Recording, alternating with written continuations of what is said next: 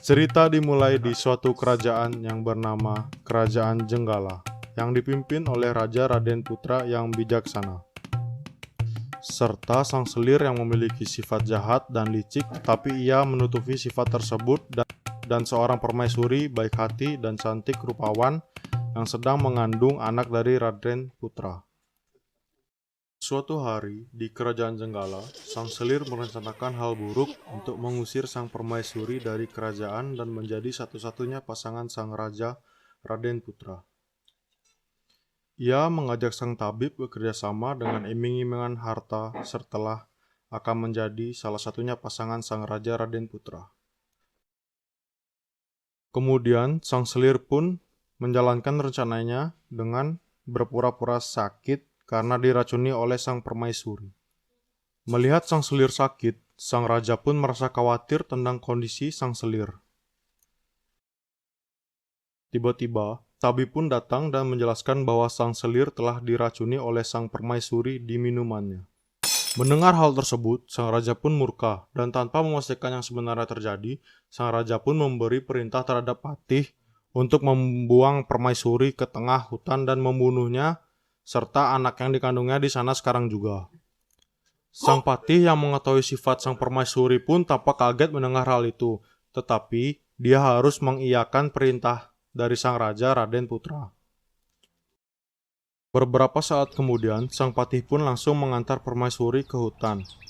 Sesampainya di hutan, sang Patih pun tidak membunuh sang permaisuri karena sang Patih tahu betul bahwa sang permaisuri tidak akan melakukan hal keji tersebut, dan menyarankan untuk tinggal di gubuk yang ada di hutan untuk sementara waktu.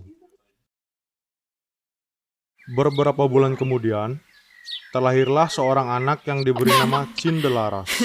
Cindelaras tumbuh besar menjadi lelaki yang tampan, baik hati, dan berbakti terhadap ibunya. Suatu hari, saat sang Cindelaras sedang bermain di hutan, ada seekor burung yang tiba-tiba menjatuhkan telur dari atas langit. Cindelaras pun kaget dan heran kenapa telur yang jatuh dari atas langit tidak retak sama sekali. Ia pun berencana merawat telur tersebut sampai telurnya menetas. Beberapa minggu kemudian, telur itu pun menetas menjadi seekor ayam jago yang gagah dan perkasa.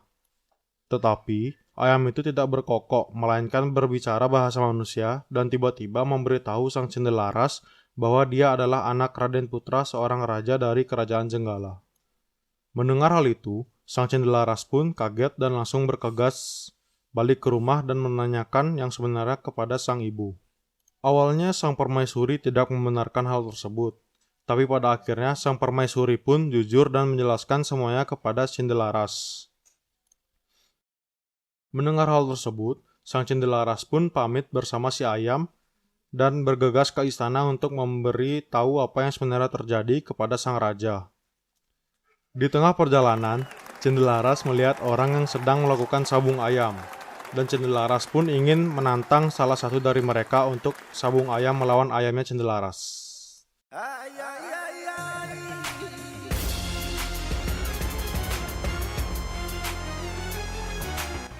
Beberapa saat kemudian, ayam Cindelaras pun dikenal dengan ayam yang tidak terkalahkan karena berhasil mengalahkan semua orang yang ada di sekitar kerajaan tersebut. Berita itu pun sampai ke telinga sang Raden Putra dan ingin menantang Cindelaras dengan imbalan yang besar jika ia menang. Tetapi jika ia kalah, dia harus rela memberikan ayam tersebut ke Raden Putra.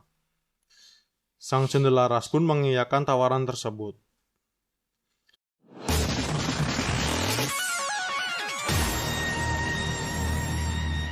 Singkat cerita, ayam sang Raden Putra pun kalah dan tiba-tiba ayam Cindelaras mengeluarkan suara aneh dan menjelaskan bahwa Cindelaras adalah anak sang Raden Putra itu sendiri. Mendengar hal itu, sang Raden Putra pun kaget dan menanyakan hal ini ke Cindelaras. Dan Cindelaras pun menceritakan apa yang sebenarnya terjadi kepada sang Raden Putra. Pada akhirnya, mereka pun berkumpul bersama kembali dan sang raja pun meminta maaf kepada sang permaisuri dan langsung menghukum sang selir dan tabib atas kesalahan mereka.